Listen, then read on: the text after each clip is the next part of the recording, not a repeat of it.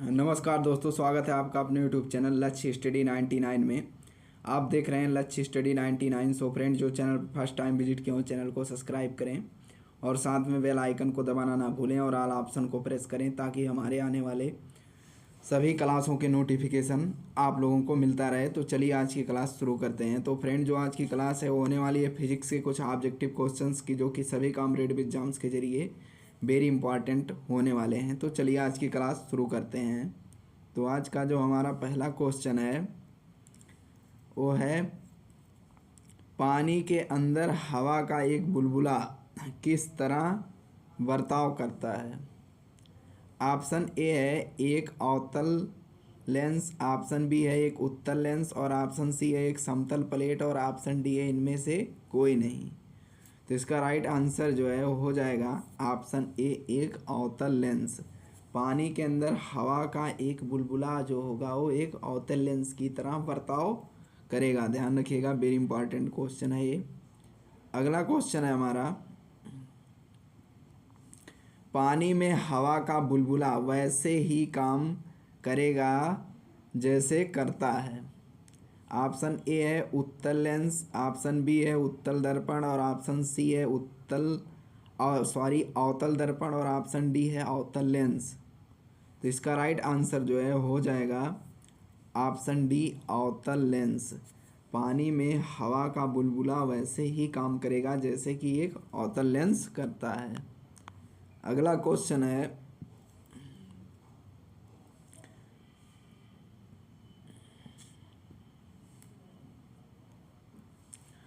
जल के अंदर वायु का बुलबुला व्यवहार करता है। ऑप्शन ए है अभिसारी लेंस जैसा, और ऑप्शन बी है द्विफेसी लेंस जैसा, और ऑप्शन सी है अपसारी लेंस जैसा, ऑप्शन डी है शंक्वाकार लेंस जैसा। तो इसका राइट आंसर जो है हो जाएगा ऑप्शन सी, अपसारी लेंस जैसा। जल के अंदर वायु का बुलबुला जो है वो अपसारी लेंस जैसा व्यवहार करता है। अगला क्वेश्चन है हमारा, साबुन के पतले झाग में चमकदार रंगों का बनना किस परिघटना का परिणाम है। ऑप्शन ए है बहुलित अपवर्तन और परिक्षेपण, और ऑप्शन बी है बहुलित परावर्तन और व्यतिकरण, ऑप्शन सी है विवर्तन और परिक्षेपण, और ऑप्शन डी है ध्रुवण और व्यतिकरण। तो इसका राइट आंसर जो है हो जाएगा ऑप्शन बी, बहुलित परावर्तन और व्यतिकरण।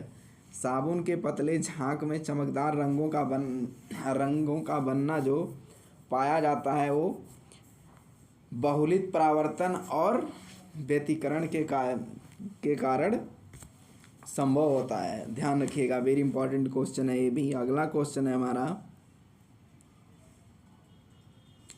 किसी अपारदर्शी वस्तु का रंग उस रंग के कारण होता है जिससे वह, ऑप्शन ए है अपरिवर्तित करता है, ऑप्शन बी है अवशोषित करता है, और ऑप्शन सी है परावर्तित करता है, और ऑप्शन डी है परिकीर्णन करता है। तो इसका राइट आंसर जो है वो हो जाएगा ऑप्शन सी, परावर्तित करता है। किसी अपारदर्शी वस्तु का रंग उस रंग के कारण को परावर्तित करता है। ध्यान रखिएगा, वेरी इंपॉर्टेंट क्वेश्चन है ये भी। अगला क्वेश्चन है हमारा, प्रकाश की गति किसके बीच से जाते हुए न्यूनतम होगी। ऑप्शन ए है निर्वात, ऑप्शन बी है कांच, ऑप्शन सी है जल, और ऑप्शन डी है वायु। तो इसका राइट आंसर जो है हो जाएगा ऑप्शन बी, कांच। प्रकाश की गति जो है वो कांच के बीच से जाते हुए क्या होगी, न्यूनतम होगी। अगर प्रकाश को हम कांच के बीच से गुजारेंगे तो प्रकाश की जो गति होगी वो न्यूनतम होगी। ध्यान रखिएगा, वेरी इंपॉर्टेंट क्वेश्चन है ये भी। अगला क्वेश्चन है हमारा, सूर्य के प्रकाश में रंगों की संख्या होती है। ऑप्शन ए है 5, ऑप्शन बी है 3, ऑप्शन सी है 6, और ऑप्शन डी है 7। तो इसका राइट आंसर जो है वो हो जाएगा ऑप्शन डी, 7।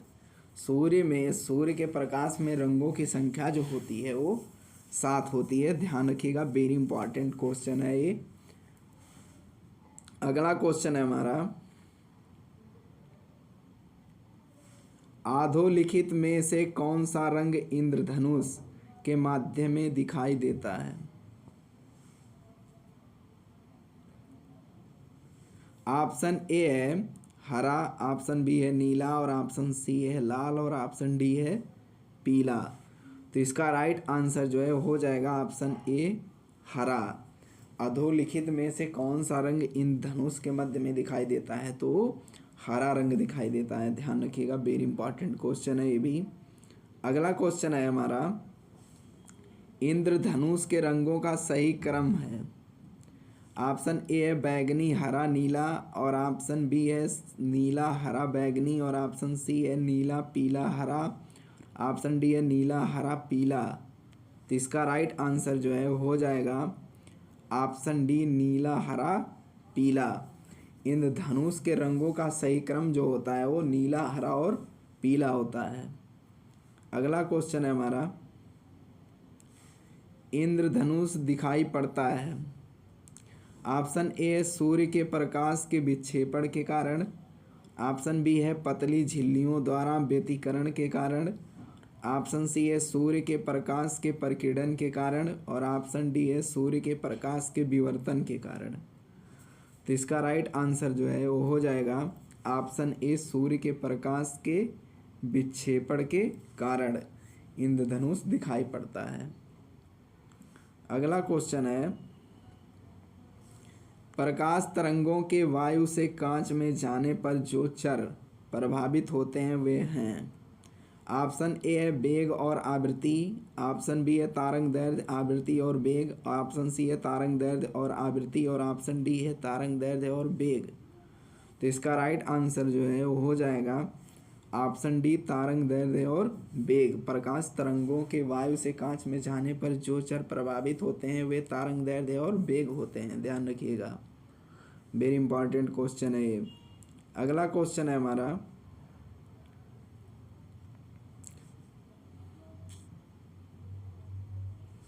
निम्नलिखित प्राकृतिक तथ्यों पर विचार कीजिए। पहला तथ्य है स्थलीय तापन और दूसरा है प्रकाश परावर्तन और तीसरा है प्रकाश अपवर्तन और चौथा है प्रकाश विवर्तन। इनमें से किस तथ्य के कारण मरीचिका बनती है? ऑप्शन ए है 2.3 और 4 और ऑप्शन बी है 1 और 2 और ऑप्शन सी है 1 और 3 और ऑप्शन डी है केवल 4। तो इसका राइट आंसर जो है हो जाएगा ऑप्शन सी 1 और 3। ध्यान रखिएगा, वेरी इंपॉर्टेंट क्वेश्चन है। स्थलीय तापन और प्रकाश का अपवर्तन, स्थलीय तापन और प्रकाश के परावर्तन के कारण मरीचिका बनती है। ध्यान रखिएगा। अगला क्वेश्चन है, निम्नलिखित कथनों पर विचार कीजिए। ऑप्शन ए दीर्घ तारंग दैर्ध्य वाले प्रकाश का प्रकीर्णन लघु तारंग दैर्ध्य से कहीं अधिक होता है और ऑप्शन अगला है जल में दृश्य प्रकाश की गति निर्वात का 0.95 गुना होती है। अगला है रेडियो तरंगें द्रुतगामी दोलायमान वैद्युत धाराओं से उत्पन्न होती हैं। और अगला है अतिचालन वाहनों का पता लगाने के लिए पुलिस डॉपलर के परावर्तित लघु रेडियो तरंग प्रभाव का उपयोग करती है। अब पूछ रहा है इनमें से कौन कौन से कथन सही हैं? तो ऑप्शन ए है हमारा 1 और 3, ऑप्शन बी है 1 और 2 और ऑप्शन सी है 2 और 4 और ऑप्शन डी है 3 और 4। तो इसका राइट आंसर जो है वो हो जाएगा ऑप्शन डी 3 और 4। ध्यान रखिएगा, वेरी इंपॉर्टेंट क्वेश्चन है। अगला क्वेश्चन है हमारा, वायुमंडल में प्रकाश के विसरण का कारण है। ऑप्शन ए है धूल कण, ऑप्शन बी है कार्बन डाइऑक्साइड और ऑप्शन सी है हीलियम और ऑप्शन डी है जलवाष्प। तो इसका राइट आंसर जो है हो जाएगा ऑप्शन ए धूल कण। वायुमंडल में प्रकाश के विसरण का कारण जो है वो धूल का कण है, ध्यान रखिएगा, वेरी इंपॉर्टेंट क्वेश्चन है ये। अगला क्वेश्चन है हमारा, निम्नलिखित में से कौन सा सबसे अधिक श्यान है? ऑप्शन ए है पानी, ऑप्शन बी है अल्कोहल, और ऑप्शन सी है शहद, और ऑप्शन डी है गैसोलीन। तो इसका राइट आंसर जो है हो जाएगा ऑप्शन सी शहद, जो है वो सबसे अधिक श्यान है। अगला क्वेश्चन है,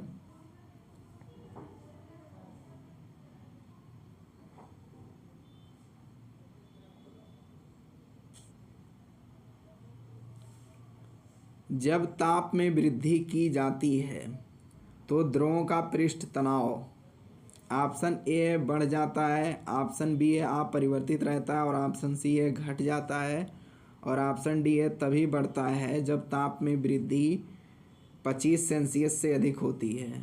तो इसका राइट आंसर जो है हो जाएगा ऑप्शन सी घट जाती है। जब ताप में वृद्धि की जाती है तो द्रवों का पृष्ठ तनाव जो होता है वो घट जाता है, ध्यान रखिएगा, वेरी इंपॉर्टेंट क्वेश्चन है ये भी। अगला क्वेश्चन है, जब किसी शेविंग ब्रश को पानी में से निकाला जाता है तो उसके बाल आपस में चिपक जाते हैं, इसका कारण है? ऑप्शन ए है प्रत्यास्था, ऑप्शन बी है घर्षण, और ऑप्शन सी है श्यानता, और ऑप्शन डी है पृष्ठ तनाव। तो इसका राइट आंसर जो है हो जाएगा ऑप्शन डी पृष्ठ तनाव। जब किसी शेविंग ब्रश को पानी में से हम बाहर निकालते हैं तो उसके बाल जो होते हैं वो आपस में चिपक जाते हैं। तो इसका कारण क्या है? तो इसका कारण पृष्ठ तनाव है, पृष्ठ तनाव के कारण ही उसके बाल आपस में चिपक जाते हैं, ध्यान रखिएगा ब्रश के।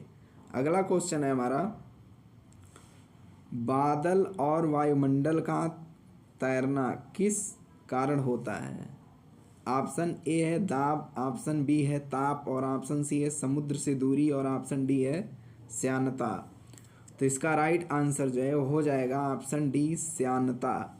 बादल और वायुमंडल का तैरना किस कारण होता है? तो श्यानता के कारण होता है, ध्यान रखिएगा, वेरी इंपॉर्टेंट क्वेश्चन है ये भी। अगला क्वेश्चन है,